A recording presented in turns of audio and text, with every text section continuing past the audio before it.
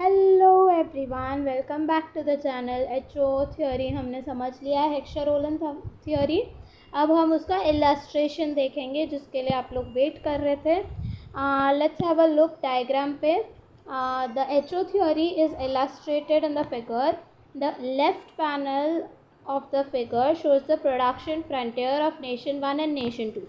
जो हमने HO theory use करके, factor endowment, factor intensity use करके हमने जो फिगर बनाया था, लाइक नेशन 1 का प्रोडक्शन फ्रंटियर कैसे होगा, नेशन 2 का प्रोडक्शन फ्रंटियर कैसे होगा, वो यहाँ पे पैनल में डिपिक्ट किया गया है as indicated in 5.3c। Nation 1's production frontier is skewed along the x-axis because commodity X is labor intensive. Commodity nation 1 is labor abundant nation and both nation use the same technology. So ये हमने पहले देख लिया है कि nation 1 क्योंकि labour abundant है and x commodity labour intensive है, इस वजह से जो कर्व है वो एक्सिस की तरफ स्क्यूड है। Furthermore, since the two nations have equal taste, they face the same indifference map. क्योंकि अब हमने एक अजम्पशन लिया था, जब हम एचओ थ्योरी कर रहे थे हमने अजम्पशन देखा था टेस्ट एंड टेक्नोलॉजी सेम है दोनों नेशन में। इस वजह से उनका इंडिफरेंस कर्व अगर आप देखो तो वो एक ही इंडिफरेंस कर्व यहाँ पे भी टच हो रहा है नेशन 2 के प्रोडक्शन फ्रंटियर पे, और नेशन 1 के प्रोडक्शन फ्रंटियर पे भी टच हो रहा है। सो इंडिफरेंस कर्व सिर्फ एक है, that shows that indifference map जो है वो एक ही है, यानी टेस्ट सेम है दोनों नेशंस के। Indifference curve I, which is common for both nation, is tangent to nation 1's production frontier at point A. So वो tangent है nation 1 के production frontier के साथ at A and nation 2 के यहाँ पे at A dash. Indifference curve I is the highest indifference curve that nation 1 and nation 2 can reach in isolation. अगर isolation क्या होता है ऑटार्की में, तो ऑटार्की सिचुएशन यानी जब वो ट्रेड नहीं कर रहे हैं तब this is the highest indifference curve वो रीच कर पा रहे हैं। एक इंडिफरेंस कर्व यहाँ पे भी हो सकता है, तो वो क्या है, वो इनएफिशिएंट हो जाएगा। आपके पास रिसोर्सेज उतने हैं कि आप और भी इंडिफरेंस, हायर इंडिफरेंस कर्व पे जा सको, ये अनअटेनेबल होगा, राइट। ये हमने पहले देख लिया है। तो this is the highest indifference curve. Indifference 1 is the highest indifference curve that both the Nations can reach.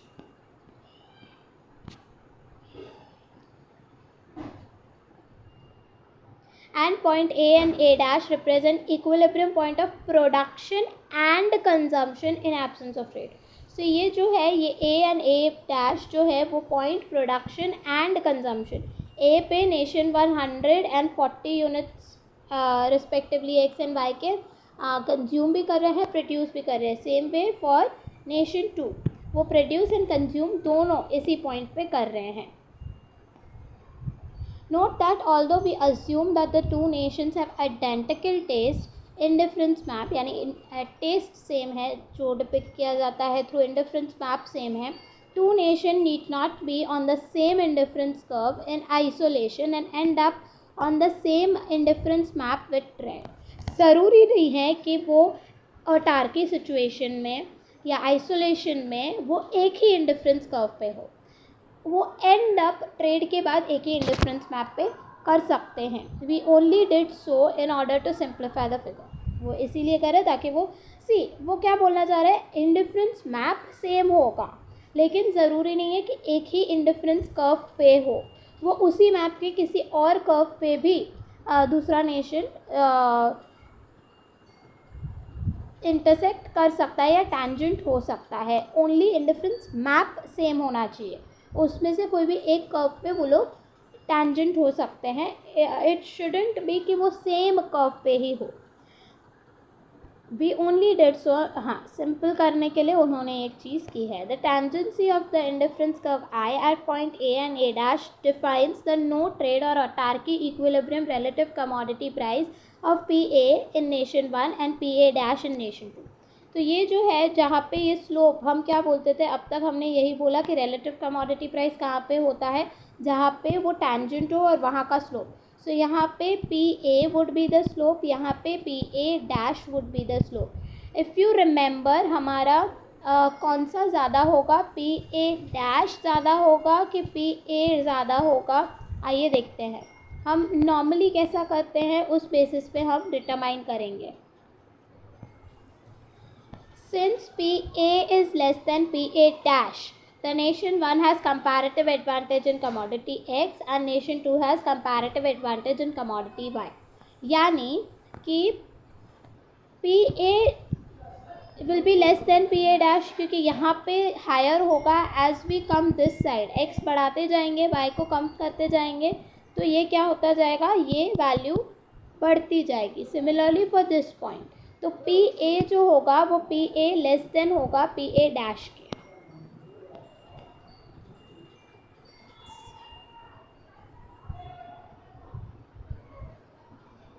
Just remove everything. Yes.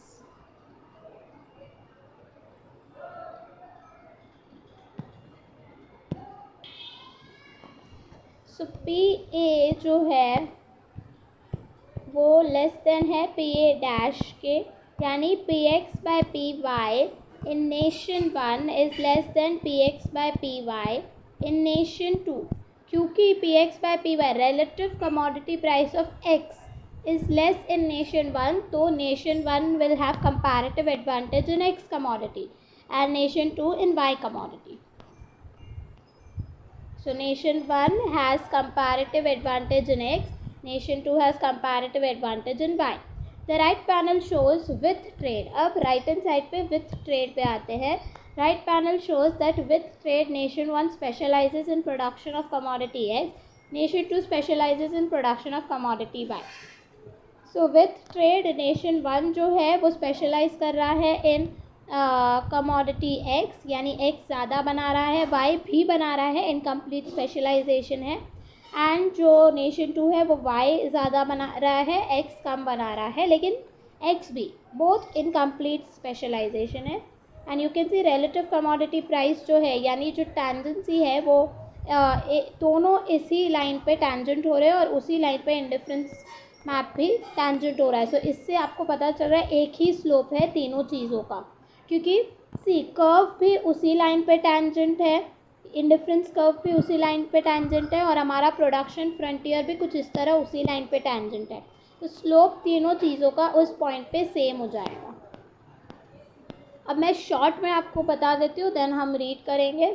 सो जो नेशन 1 है वो प्रोड्यूस बी पॉइंट पे कर रहा है एंड देन से फॉर इंस्टेंस 125 या 120 ले लेते हैं 20 एंड गिव अप कर रहा है यूनिट्स, और इधर वो कंज्यूम कर रहा है, यानी ये एक्सपोर्ट कर रहा है, ये वाई इंपोर्ट कर रहा है एंड कंजम्पशन जो है वो ई पॉइंट पे कर रहा है। सेम वे ये एक्सपोर्ट कर रहा है नेशन 2, प्रोड्यूस यहाँ पे कर रहा है, एक्सपोर्ट कर रहा है नेशन 2 एंड इंपोर्ट कर रहा है X commodity and consumption is at E point. दोनों यहाँ पे कंज्यूम कर रहे हैं at 2, that is indifference curve 2 पे कंज्यूम कर रहे हैं, higher indifference curve as compare to isolation, लेकिन एक ही इंडिफरेंस कर्व पे है, एक ही इंडिफरेंस मैप पे है।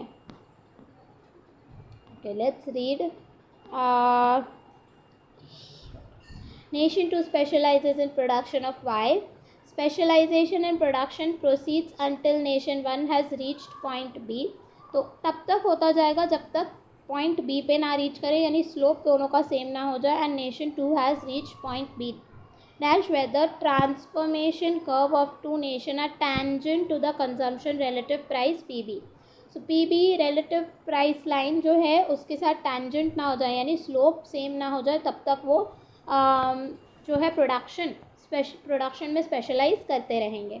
Nation 1 will then export X in exchange for commodity Y and will consume at point E. मैंने जैसे आपको एक्सप्लेन किया ऑन इंडिफरेंस कर्व 2, तो वो ट्राइंगल जो है BCE वो ट्रेड ट्राइंगल है।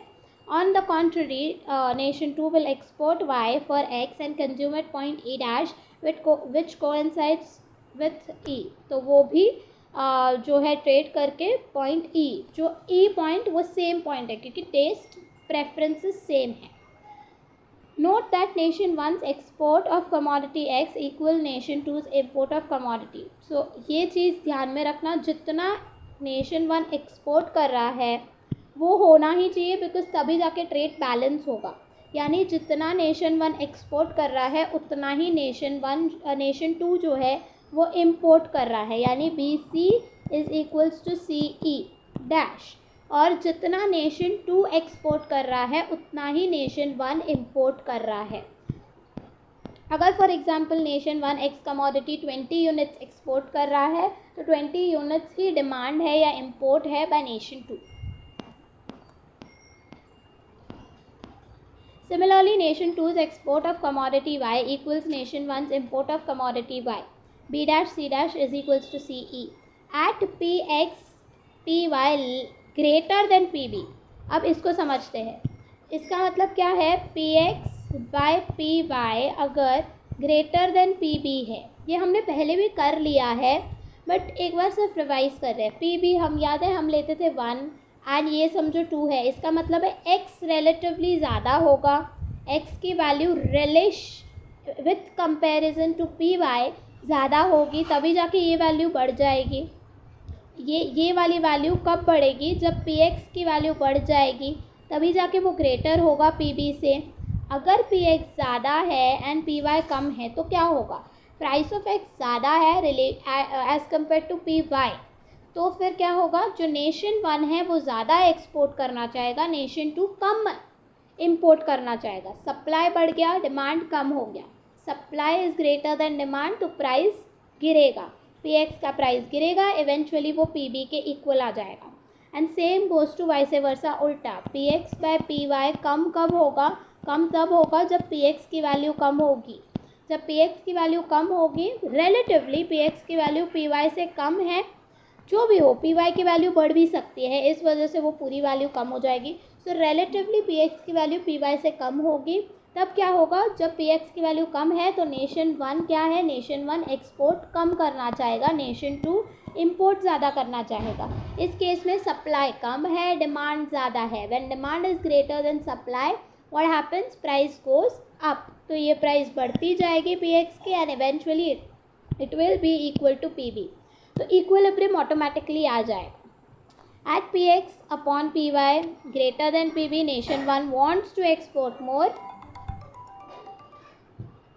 Nation 1 wants to export more of commodity X than Nation 2 wants to import at this high relative price of X. And okay, I'm sorry there was a call. No issues. Nation 1 wants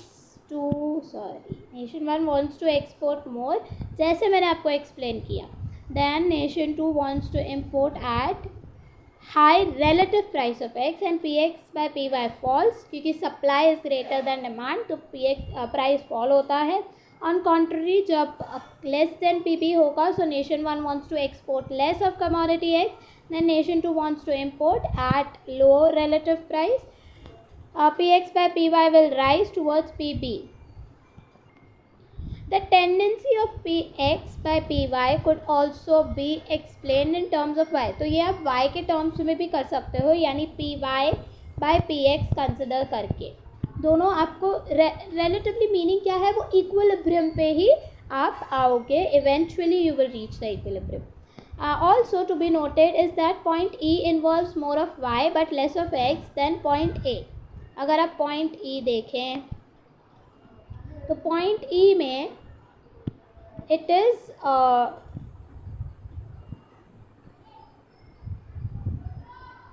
compared to A less of X है but more of Y है। and why is this so? Let's see. Nevertheless, Nation 1 gains from trade because E is on higher indifference count. See, trade के बाद E point पे relatively X commodity कम consume कर रहा है, Y ज़्यादा consume कर रहा है, फिर भी they are at higher indifference curve, इस वजह से they are gaining with trade. Similarly अगर हम नेशन 2 के लिए देखें तो नेशन 2 A डैश से this is the point, E point पे X कम कर रहे हैं कंज्यूम Y कम कर रहे हैं कंज्यूम, X ज़्यादा कर रहे हैं, बट रिलेटिवली वो हायर सेटिस्फैक्शन लेवल पे हैं, इस वजह से गेन ज़्यादा हो रहा है। नेशन नहीं, इधर नहीं थे, we were here. Similarly, even though E dash involves more of X but less of Y, see हम ये बोलते हैं कि जो नेशन वन है वो एक्स कमोडिटी में स्पेशलाइज कर रहा है. दैट मीन्स एक्स कमोडिटी ज़्यादा कंज्यूम करना चाहिए. That is not necessary. हो सकता है वो हायर इंडिफरेंस कर्व पे पहुंचने के लिए एक्स कम कंज्यूम करे, वाई ज़्यादा कंज्यूम करे. कोई भी कॉम्बिनेशन हो सकता है अनलेस एंड अनटिल आप हायर इंडिफरेंस कर्व पे हो तो आपका गेन होगा. Similarly, okay, but less of it. No, nation 2 is also better off because point E dash is on higher indifference curve too. This pattern of specialization in production and trade and consumption will remain the same until there is change in the underlying demand and supply condition in the commodity and factor market in either or both the nations. तो ये तब तक ऐसा होता रहेगा या चलता रहेगा स्पेशलाइजेशन अनलेस एंड अनटिल कि डिमांड में कुछ चेंज हो, सप्लाई कंडीशंस में कुछ चेंज हो, या टेक्नोलॉजी में चेंज हो, फैक्टर मार्केट में कुछ चेंजेस हो दोनों नेशन में या एक नेशन में, तब ये चेंज होगा. It is now illustrative briefly to compare figure 5.4 with 3.4. In 3.4 the difference in production frontier of two nation is reinforced by their difference in taste. 3.4 जो था, मैं आपको चाहिए तो दिखा देती हूँ 3.4 बिकॉज कंपेयर करना ज़रूरी है. क्या हमने वहाँ पे समझा था और यहाँ पे क्या हम देख रहे हैं. सो 3.4 फिगर जो है, दिस इज़ 3.4. यहाँ पे और वहाँ पे फ़र्क क्या था, ये क्या था, gains from trade with increasing cost. यहाँ पे टेस्ट भी डिफ़र था. अगर आप देखें, आपको अगर याद होगा, इन केस आपको नहीं याद है तो आप पिछले वीडियोस में आप देख सकते हो. Illustration of the basis for and gains from trade chapter 3 करके दिया होगा, तो उसमें आप कंपेयर करके देख सकते हो. पहले वो समझ लीजिए ये वाला ग्राफ क्या था. तो यहाँ पे हमने देखा था कि ये जो इंडिफरेंस मैप है वो डिफरेंट है और ये इंडिफरेंस मैप डिफरेंट है. इनका टेस्ट अलग था, इनका टेस्ट अलग है. वेराज अभी जो हमने किया, let me go back to it.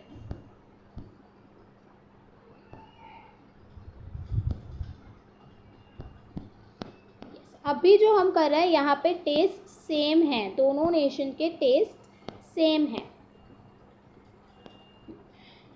Figure 3.4 difference in production frontier of two nation is reinforced by their difference in taste, thus making the autarky relative commodity price in two nation differ even more than in figure 5.2. तो अगर आप देखो कि वहाँ पे relative price जो है autarky या आइसोलेशन सिचुएशन में वो और ज़्यादा डिफरेंस है. मतलब उनके जो डिफरेंस है relative प्राइस में वो बहुत ज़्यादा है वहाँ पे, क्योंकि उनका टेस्ट भी चेंज था, प्रोडक्शन भी डिफरेंट था. यहाँ पे टेस्ट सेम है, प्रोडक्शन खाली डिफर कर रहा है, एंडाउमेंट फैक्टर एंडाउमेंट अलग है. इस वजह से डिफरेंस जो रिलेटिव प्राइस में है वो कंपैरेटिवली उधर से यहाँ पे कम है. On the other hand, taste of two nation could be different in such a way as to make mutually beneficial trade impossible. Taste जो है दोनों नेशन में वो डिफर ऐसे भी हो सकती है कि बेनिफिशियल ट्रेड ना हो पाए. This would occur if the different indifference curve in the two nations were tangent to their respective and different production frontier in such a way as to result in equal. मैंने एक situation आपको बताई थी जहाँ पे test भी ऐसे है, टेस्ट सेम है, प्रोडक्शन फ्रंटियर भी सेम है, तो वहाँ पे देन अगर वो बिफोर ट्रेड और टारकी सिचुएशन में रिलेटिव कमोडिटी प्राइस दोनों नेशन में सेम हो जाता है, उस सिचुएशन में अगर, तो फिर ट्रेड बेनिफिशियल नहीं होगा. तो ऐसे सिचुएशन भी आ सकता है कि ऑटार्की का जो रिलेटिव कमोडिटी प्राइस है वो इक्वल हो दोनों नेशन में बिफोर ट्रेड. ऑटार्की सिचुएशन में तो नहीं होगा, तो वो लोग ट्रेड नहीं कर पाएंगे. This is assigned at end of the chapter. जो प्रॉब्लम क्वेश्चन, जो एक्सरसाइज क्वेश्चन हैं, उसमें ये लिया गया है एज अ क्वेश्चन. आंसर आपको वेबसाइट पे मिल जाएगा. Note also that HO theory does not require identical taste, that is equal indifference curve in two nations. It only requires that if tastes differ, they do not differ sufficiently to neutralize the tendency of different factor endowments and production possibility frontier from leading to different relative commodity prices and comparative advantage in two nations. सी यहाँ पे हम ऐसे नहीं बोल रहे, मैंने पहले भी आपको बताया था जब अजम्पशन हम लोग कंसिडर कर रहे थे कि उनका टोटली जो टेस्ट है वो एकदम सिमिलर हो, ऐसा नहीं है। इंडिफरेंस कर्व एक ही हो ज़रूरी नहीं है, इंडिफरेंस मैप सेम होना चाहिए, इंडिफरेंस कर्व सेम हो ज़रूरी नहीं है, ऑलमोस्ट सिमिलर होना चाहिए, एकदम सिमिलर होने की ज़रूरत नहीं है। Thus, in a sense, figure 3.4 can be regarded as more general illustration of HO model.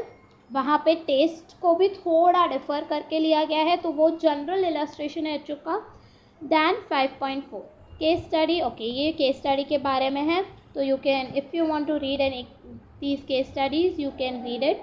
Factor price equalisation and income distribution हम नेक्स्ट वीडियो में कवर करेंगे। Till then take care, keep studying, subscribe कर दो channel को, and yes like करना मत भूलना, share कर दीजिए अपने फ्रेंड्स को। Thank you.